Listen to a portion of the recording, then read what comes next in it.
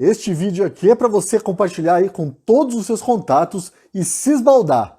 Afinal, um estudo realizado pela Universidade Federal de Santa Catarina comprovou: o jornalismo tem viés, e este viés é de esquerda. Eu sei que você vai dizer que nem precisava de um estudo desses para a gente perceber que o jornalismo é de esquerda e é militante. Basta ouvir, por exemplo, as perguntas feitas pelos maiores jornalistas brasileiros no recente debate presidencial, transmitido por um consórcio de veículos de comunicação, que incluía a Folha, Globo, Band e até a TV Cultura, que sobrevive à custa dos muitos impostos dos paulistas. Queria saber do senhor em que medida o senhor acha que a desinformação sobre vacinas, difundida inclusive pelo presidente da República, pode ter contribuído, além de agravar a pandemia de Covid-19 e causar mortes que poderiam ter sido evitadas? Candidato, o senhor tem falado sobre a necessidade da união da esquerda, mas o senhor e o candidato Ciro Gomes vivem um clima de hostilidade. E a senhora também já disse que gostaria de ser vista como uma feminista. Já a candidata Soraya Tronic, ela afirma ter restrições ao que considera ser, por vezes, um comportamento vitimista da parte de algumas mulheres. Senadora, eu gostaria de fazer uma pergunta sobre religião. Calma. Aqui, veja só, antes de fazer uma pergunta simples, direta e objetiva aos candidatos, a jornalista Mônica Bergamo dá uma palestrinha sobre liberdade de religião. E aí, numa tentativa de ataque à primeira-dama Michele Bolsonaro, ela diz que, atenção, é crime associar a esquerda ao demônio. Eu só não vou reproduzir aqui porque a vida é curta e, bem, este não é um vídeo sobre a Mônica Bergamo, embora também seja sobre ela. Mudando de canal, a gente encontra isso. Hoje é um dia triste para o Brasil, porque o Bolsonaro botou milhões de pessoas na rua, foram gigantescas, mas isso foi bom para ele. Péssimo para o Brasil, para a Constituição, para a lei eleitoral. Ele que já tinha implodido a lei eleitoral, já tinha implodido o teto de gastos, responsabilidade fiscal, agora implodiu a autoestima das Forças Armadas, as relações com as embaixadas, a Prefeitura do Rio de Janeiro, tudo em favor da campanha dele.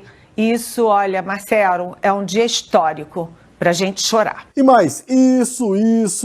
Eu poderia ficar horas aqui mostrando como o jornalismo está, infelizmente, contaminado por esse esquerdismo militante. Algo que você provavelmente já deve ter notado. Aliás, quem te viu, quem te vê, hein, Reinaldo Azevedo? Mas eu não vou me ater aqui a casos específicos. Eu prefiro me ater a uma constatação baseada nesse estudo aí. A doutrinação ideológica dos jornalistas de todas as gerações é o que explica o conflito entre o jornalismo e o público a que ele deveria servir. Em outras palavras, os jornalistas deixaram de querer representar os valores dos espectadores, leitores e ouvintes. Deus, pátria e família é algo que soa para eles como um palavrão. Liberdade, autogoverno e fé, pior ainda. O motivo disso está numa expressão que nós, jornalistas, ouvimos dos nossos queridos mestres esquerdistas: agente transformador da sociedade. Traduzindo, jornalista quer mudar o mundo, a força, quer moldá-lo de acordo com valores, muitos deles contrários aos da maioria da sociedade. Tudo em nome dessa utopia aí progressista. Em mais de 200 páginas, o estudo faz aquilo que o Datafolha não ousa fazer: traduzir em números a realidade observável. Primeiro, a explosão de cursos universitários de jornalismo nos últimos 50 anos. Esses cursos são verdadeiras fábricas de militantes. E aqui eu vou destacar uma fala importante da minha amiga Bruna Torlai, para a reportagem da minha também amiga e também Bruna Komachevski. A reportagem você só lê lá na Gazeta do Povo. No Brasil, não é o esquerdismo que predomina, é a mediocridade. O comodismo é maior entre os brasileiros do que a identificação com uma ideologia.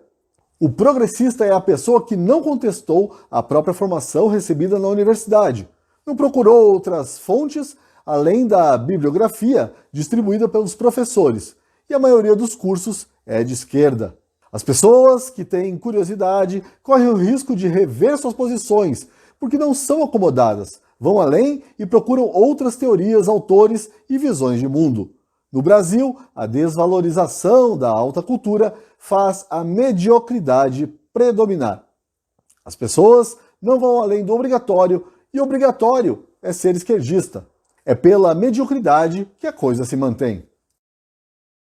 Mas vamos voltar ao estudo da UFSC. Os números são muito preocupantes, isto é, para quem se preocupa com a verdade, aquela que realmente liberta. Notem, por exemplo, que 60,5% dos jornalistas entrevistados dizem se dedicar às atividades de reportagem e edição, ou seja, estão na linha de frente do jornalismo, supostamente retratando a realidade para você, leitor, espectador e ouvinte. Também me chamou a atenção o fato de muitos dos entrevistados, cujo viés ideológico a gente vai ver a seguir, trabalharem como professores de jornalismo, completando assim o círculo vicioso que resulta no que temos hoje em dia.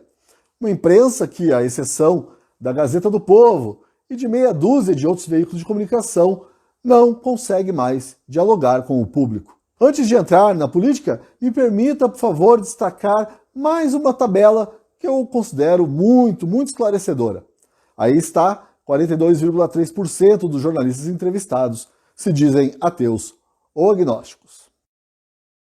Agora sim, vamos à política. Lembrando que se trata de um estudo no qual as pessoas responderam espontaneamente a um questionário. Eu sou capaz de imaginar o orgulho com que os colegas, quando perguntados sobre a orientação política, se disseram de esquerda. Aí está a tabela que resume muito bem a situação do jornalismo no Brasil.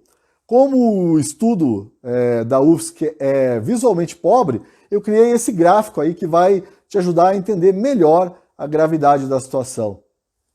Note o predomínio do vermelho e note também que apenas uma pessoa se disse de extrema direita, hein? E não fui eu não. Por outro lado, 40 pessoas não tiveram receio nenhum em se dizerem de extrema esquerda. Uau! Mas fica aqui, porque piora. Tem como piorar? Tem sim. Porque a tabela a seguir mostra que há jornalistas que não veem problema ético algum em se filiar a um partido político. Isso por si só já é um escândalo. Aí, quando a gente vê que a maioria dos filiados a um partido é filiada a partidos de esquerda, aí a coisa complica, né? Portanto, não é à toa que a gente tem essa sensação de que os nossos olhos enxergam uma realidade e a extrema imprensa enxerga outra, completamente diferente. Não é à toa que a imprensa abandonou a ambição de ser a voz do povo para ser a voz de uma elite que quer manipular esse mesmo povo.